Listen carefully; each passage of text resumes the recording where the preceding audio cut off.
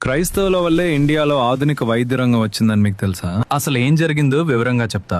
ఈ video like చేసి end వరకు చూడండి. 1498 లో పోర్చుగీస్ వాళ్ళు ఇండియాకు వచ్చారు. కొన్నాళ్లకి తమ సైనికుల కోసం మోడ్రన్ వైద్యశాలలు ఏర్పాటు చేసుకున్నారు.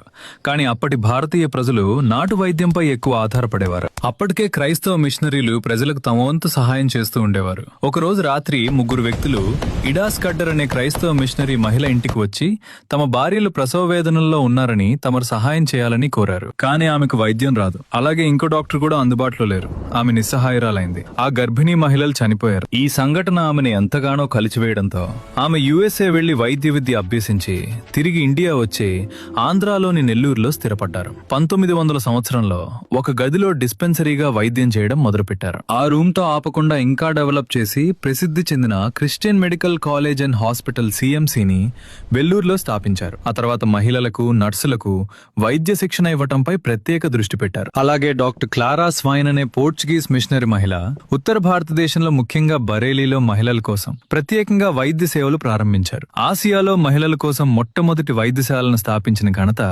ఈమెకే దక్కుతుంది. ఇంకా చెప్పుకుంటూ పోతే ఎందరో క్రైస్తవుల కృషి ఉంది.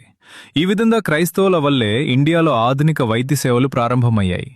ఈ వీడియోని క్రైస్తవుల ఇండియాకి ఏం చేశారని వాగే మూర్ఖులకి పంపండి. ఫన్నీ రీల్స్, వృధా రీల్స్ షేర్ చేయడం కన్నా ఈ వీడియో మీ ఫ్రెండ్స్ లో ముగ్గురికి తప్పకుండా షేర్ చేయండి. ఒకవేళ ఈ వీడియోకి పార్ట్ 2 కావాలంటే పార్ట్ 2 అని కామెంట్ చేసి మన అకౌంట్ ఫాలో చేసి పెట్టుకోండి.